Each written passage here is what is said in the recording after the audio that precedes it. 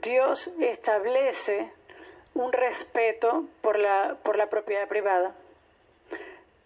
El 10º mandamiento dice: no codiciarás la casa de tu prójimo, no codiciarás la mujer de tu prójimo, ni su siervo o su empleado, ni su criada. Quiere decir que esa persona tiene derecho a tener empleados. Ni su buey, ni su asno. Buey en este sentido sería también un material de trabajo, una herramienta de trabajo. Ni su asno, no puedes tampoco codiciar el transporte. Estamos viendo todas las esferas que Dios respeta. Ni cosa alguna de tu prójimo. ¿Sabe que cuando nosotros leemos este mandamiento, pero en el catequismo, no aparece, solamente dice: no codiciarás la mujer de tu prójimo? Es lo único que aparece. No codiciarás la casa de tu prójimo.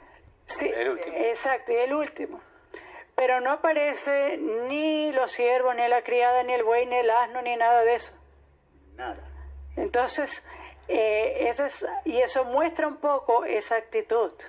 Ahora, ese ha sido siempre, digamos, desde la Edad Media, desde que surgió el papado, surgió con un espíritu de ser el rey del mundo, podríamos decir, ¿no? Quien gobernaba a través de la religión. Ahora, después de la Revolución Francesa, donde se le imparte la herida de muerte a este gobierno teocrático del obispo de Roma, las sociedades se vuelven, podríamos decir, seculares.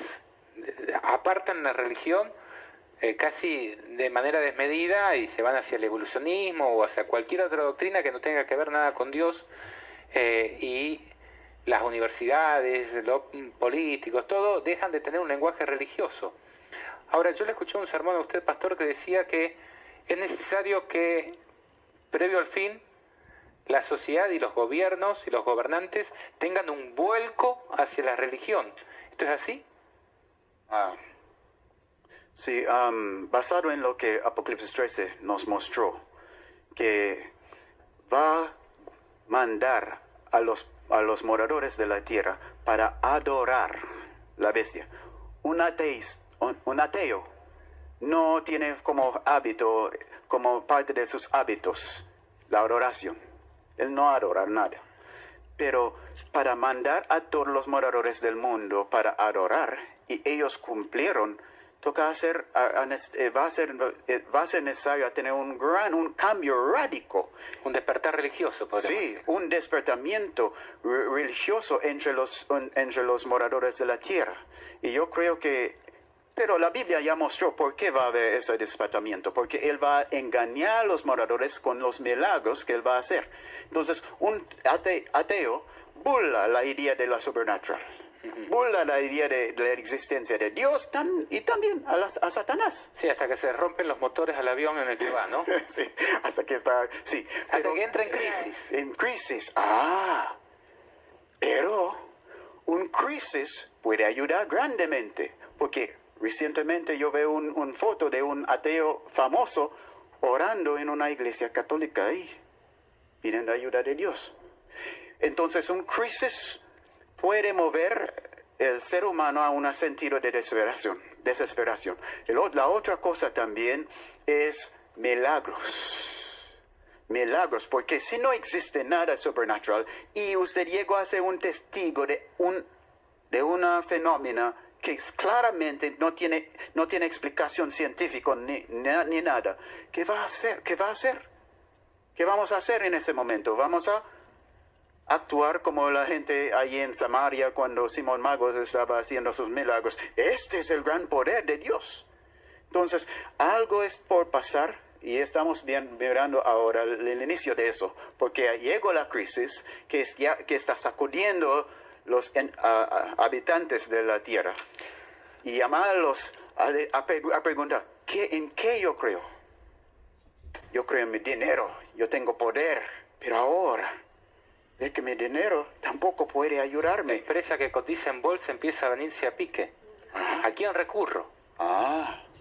Ahí vamos a ver que hay algo en nosotros que realmente está durmiendo para muchos, pero muchos van a volver a reconocer que sí. Y muchos creen en Dios o no creen en Dios por conveniencia, ¿no? Sí.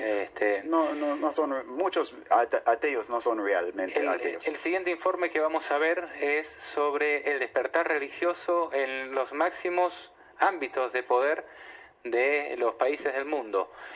¿Será que de repente se están volviendo a Dios con sinceridad de corazón y esta crisis está llevándole los ojos a Dios? Esto es algo que está pasando con muchas personas, que cuando entramos en crisis es cuando, dice, la necesidad del hombre es la oportunidad de Dios. Pero fijémonos el despertar religioso dentro de los gobernantes del mundo.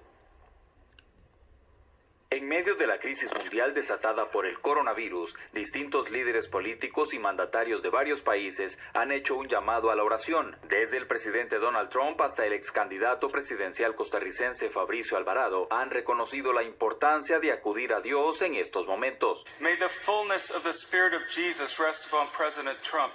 El presidente Trump proclamó el pasado domingo 15 de marzo como Día Nacional de la Oración por todos los estadounidenses afectados por la pandemia del coronavirus. El ejemplo de Trump fue seguido por su homólogo guatemalteco Alejandro Yamatei, tras anunciar más medidas para contener el avance del nuevo coronavirus en su país. Los invito a que este sábado hagamos un día de ayuno, un día de oración. Unámonos no importando nuestro credo. Este sábado, previo al domingo, al Día de Dios, hagámoslo el sábado. Llamaron la atención sus palabras al finalizar la cadena nacional que sostuvo el salvadoreño este lunes. Quiero pedirles a todos que oremos y le pidamos a Dios de que nos ayude a sobreponernos a esta enfermedad que salve a la mayoría de salvadoreños. Yo les pido que bajemos la cabeza ahorita y que le pidamos a Dios por nuestro país.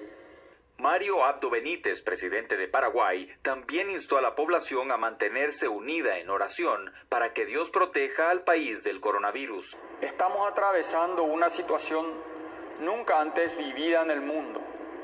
Jamás imaginamos que en una semana todo cambiaría de esta forma y tan rápido en el mundo y en el Paraguay.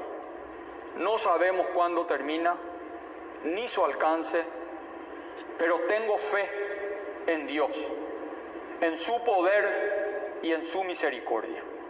Y es en estos momentos donde anhelamos más su presencia en nuestras vidas.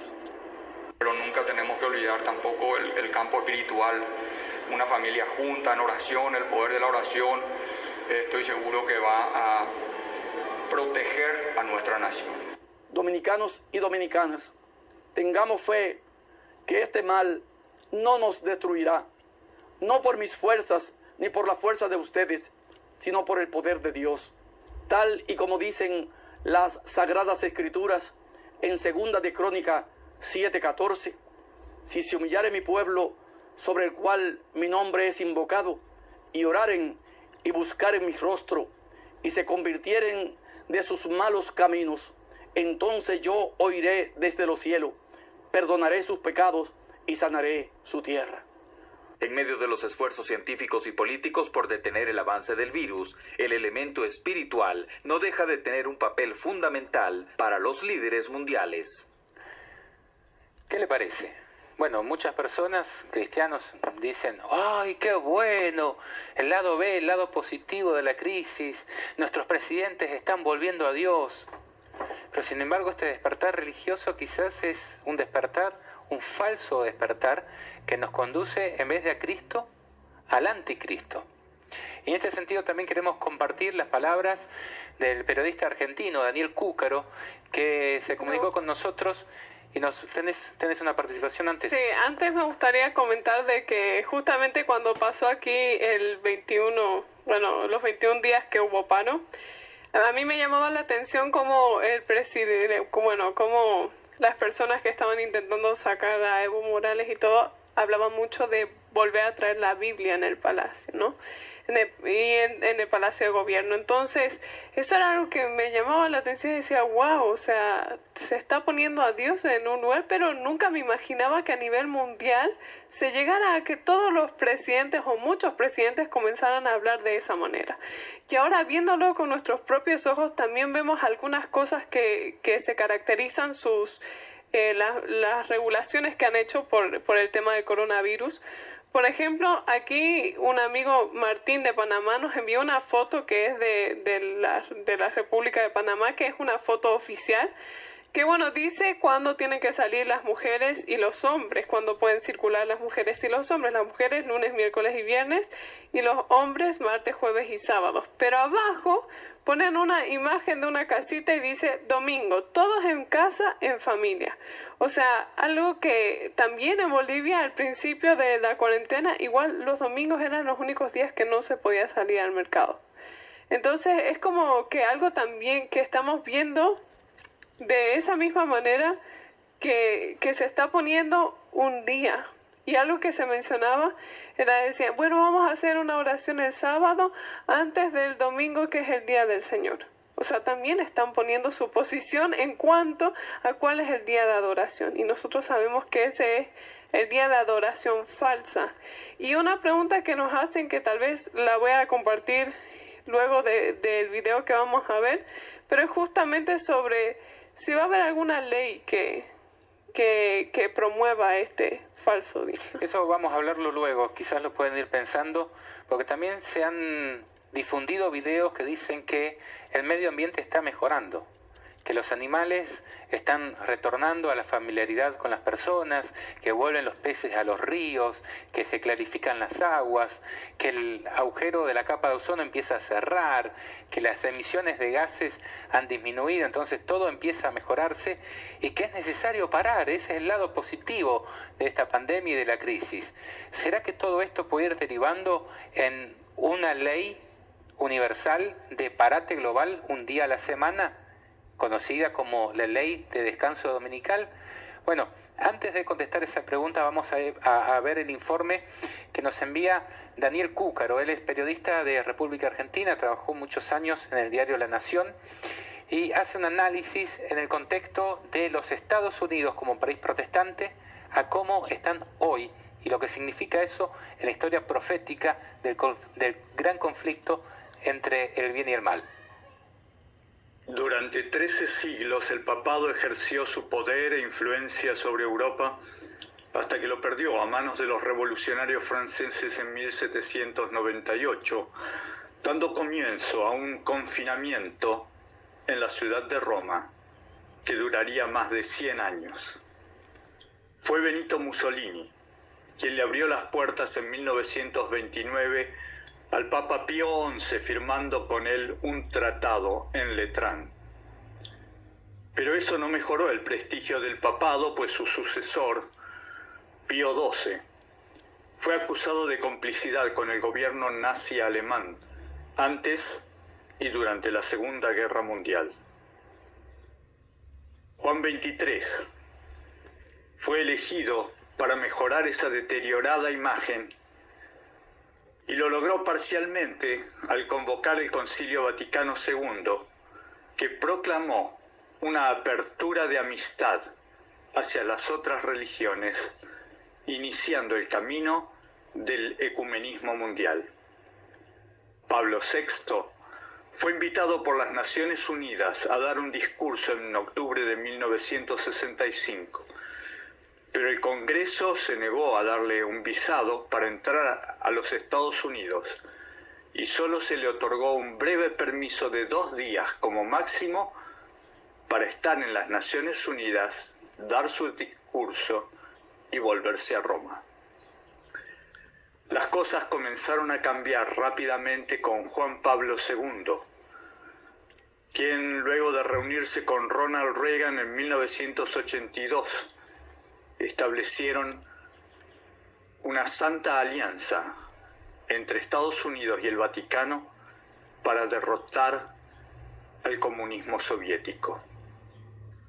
Eso le abrió las puertas al papado para entrar con fuerza en Estados Unidos de la mano de todos los siguientes presidentes: George Bush, Bill Clinton, George Bush hijo, Barack Obama y Donald Trump.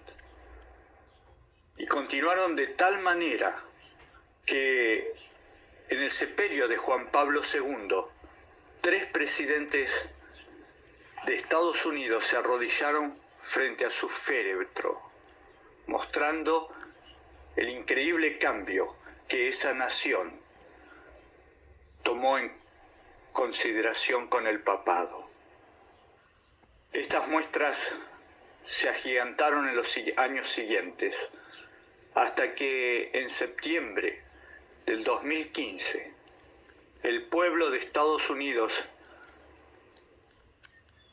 a través de sus representantes, los diputados y senadores, le entregó al Papa Francisco la veneración y el respeto que buscó el papado durante siglos, llegando a cumplir, sin saberlo, la profecía de Apocalipsis 13:12. Hoy